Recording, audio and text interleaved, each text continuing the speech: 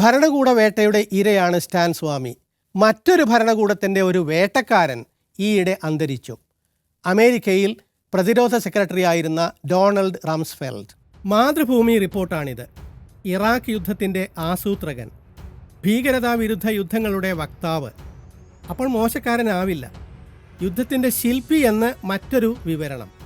Saddam ഹുസൈനെ പുറത്താക്കിയ നടപടികൾക്ക് ചുക്കാൻ പിടിച്ചു. 2006 രാജിവെച്ചു.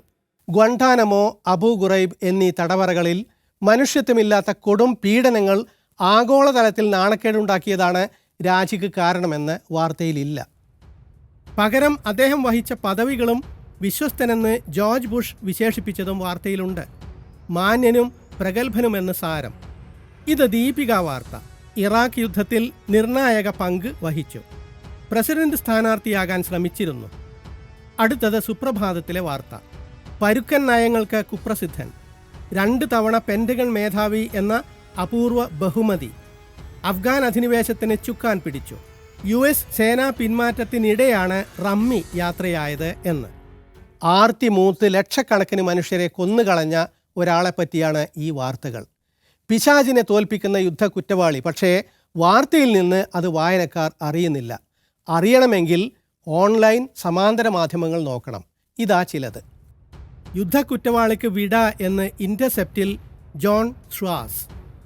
നുണയും കുറ്റകൃത്യങ്ങളും ധീരത എന്ന ലേബലിൽ ചെയ്തയാളെന്ന് ഗാർഡിയനിൽ റിച്ചർഡ് വൂൾഫ്. എൻ്റെ നാട്ടിനെ പിച്ച് ചീന്തി അയാൾ എന്ന് ഇറാഖി ലേഖിക റഷ അഖീദി. കാർട്ടൂണിസ്റ്റ് മഹ്മൂദ് അൽ റിഫായിയുടെ വര. ദ നേഷൻ പത്രത്തിൽ ഫിലിസ് ബെനിസ് എഴുതി, യുദ്ധക്കുറ്റവാളി 88-ാം വയസ്സിൽ മരിച്ച നിലയിൽ. ആക്ഷേപഹാസ്യ മാഗസിനായ ദ അനിയനിലെ തലക്കെട്ട്, കൂട്ടനശീകരണായുധം മരിച്ച നിലയിൽ. ഇങ്ങനെയൊക്കെ എഴുതാമോ അല്ലേ? പക്ഷേ അറ്റമില്ലാത്തതായിരുന്നു ആ ക്രൂരതകൾ. എണ്ണയ്ക്ക് വേണ്ടി ഇറാഖിനെ ആക്രമിക്കാൻ നേരത്തെ പരിപാടിയിട്ടിരുന്നു. Project for the new American century എന്ന അധിനിവേശ പദ്ധതിയുടെ നേതാവായിരുന്നു റംസ്ഫെൽഡ്. അതിനുവേണ്ടി നുണകൾ പറഞ്ഞു. സദ്ദാമിന് ഭീകരാക്രമണവുമായി ബന്ധമുണ്ടെന്ന് ഒരു നുണ, കൂട്ടനശീകരണായുധങ്ങൾ ഉണ്ടെന്ന് മറ്റൊരു നുണ. റംസ്ഫെൽഡ് ചെയ്തു കൂട്ടിയത് വെച്ച് നോക്കിയാൽ ഇതൊക്കെ ലഘുവിമർശനം മാത്രം. പശ്ചാത്താപം ഒട്ടും തോന്നാത്തയാളായിരുന്നു എന്ന് ദ അറ്റ്ലാന്റിക്. യുദ്ധക്കുറ്റവാളി മാത്രമല്ല, ഫാഷിസ്റ്റ് തന്നെ എന്ന് ജാരഡ് സെക്സ്റ്റൺ. നിഷ്കരുണനായ യുദ്ധക്കുറ്റവാളി എന്ന് ബ്രെറ്റ് വിൽക്കിൻസ്. മടിയില്ലാതെ നുണ പറയുന്നത് ശീലമാക്കിയ ആൾ. We know they have weapons of mass destruction. We know they have active programs. There isn't any debate about it. So the idea that if you had an appropriate inspection regime, that they'd come back and say you were wrong is so far beyond anyone's imagination that it's not something that I think about. സദ്ദാമിന് വൻ ആയുധങ്ങൾ ഇല്ലെന്നാണ് UN പരിശോധകരടക്കം കണ്ടെത്തിയത്. ഇത് പറഞ്ഞ പത്രക്കാരെ വാക്ക് കസർത്തുമായി റംസ്ഫെൽഡ് നേരിട്ടു. There are reports that there is no evidence of a direct link between Baghdad and some of these terrorist organizations. There are known knowns. There are things we know. We also know there are known unknowns. That is to say, we know there are some things we do not know. But there are also unknown unknowns. The ones we don't know, we don't know. Excuse me, but is this an unknown unknown?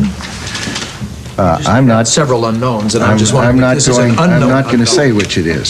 Mr. Secretary, I'm right here. I'm right here. പീഡനയറകളിൽ ഇത്രയൊന്നും പീഡനം പോരാ എന്ന് കൽപ്പിച്ചുകൊണ്ടിരുന്നു. നിരപരാധികളെ മർദ്ദിക്കുന്നതിൽ അഭിരമിച്ചു. തനി രാക്ഷസൻ. We believe the intelligence was correct. It turns out that it was not completely correct. Your foreign policy is based on lies. The war in Iraq was unjust and illegal, and the occupation is immoral. There are U.S. soldiers dying in Iraq.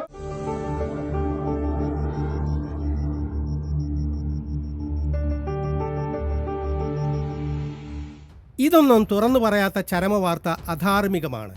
പിശാചിനെ മഹാനാക്കുന്നതായി പോയി AP-യുടെയും മറ്റും report. അഫ്ഗാനിസ്ഥാനിലും ഇറാഖിലും വെറുതെ ആക്രമണം നടത്തി ഭീകരതയ്ക്ക് വളം വെച്ച ഭീകരനാണ് അയാൾ.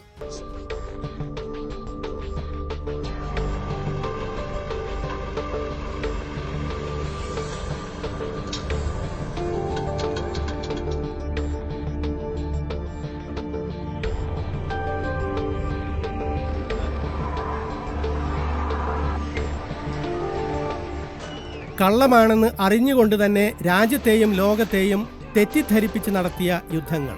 We believe the intelligence was correct. It turns out that it was not completely correct. Your foreign policy is based on lies. The war in Iraq was unjust and illegal, and the occupation is immoral. There are U.S. soldiers dying in Iraq every day. Every day.